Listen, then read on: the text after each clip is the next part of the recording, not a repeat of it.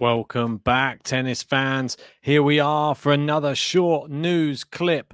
And this is just to bring you the news that, unfortunately, Daniil Medvedev has gone crashing out of Indian Wells, and he's been knocked out by a man on a resurgence, it seems, Gael Monfils. And Gael Monfils, the best he's done at this tournament in recent years was in 2019 when he got to the quarterfinals. Obviously, he withdrew from that event against the eventual winner, Dominic Thiem, because he had a badly strained Achilles tendon back in those days.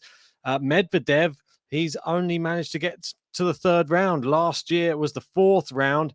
He's not getting better at Indian Wells. Remember, last year, he lost to Grigor Dimitrov, famously losing 8 games in a row when he said Dimitrov was just on fire and would have beaten anybody playing at that level. There's been some reaction around the world about this. Let's have a look at some of it now. And as you can see, Daniil Medvedev smashes the racket as he loses world number 1 ranking to Novak Djokovic after his Indian Wells loss.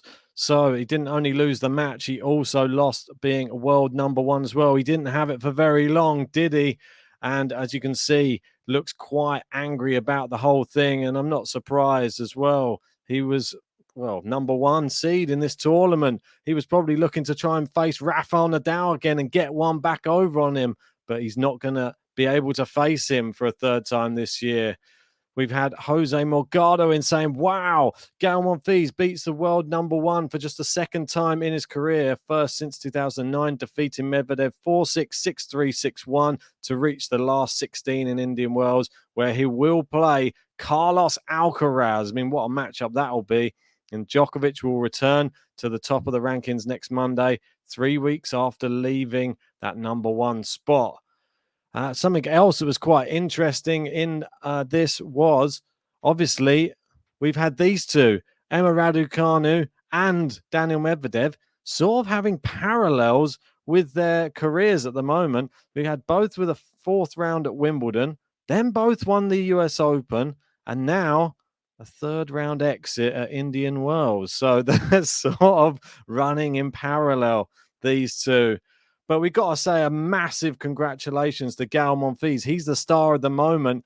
And there was some big questions asked after his win, obviously, about his wife, obviously Elina Svitolina, and the ties to Ukraine. And the questions went as follows. It said, your wife has been very outspoken about her determination and her emotions right now because of what's happening in the Ukraine. You've spent time there and are married to her and have Ukrainian family now. How much is that affecting you or inspiring you in this moment? And Gael was saying, yes, it's not easy to see all of my, I don't know in English, step family. And they said in-laws. Yeah, I mean, my second family, let's say, battling. It's not easy to see my wife a couple of weeks ago crying every night.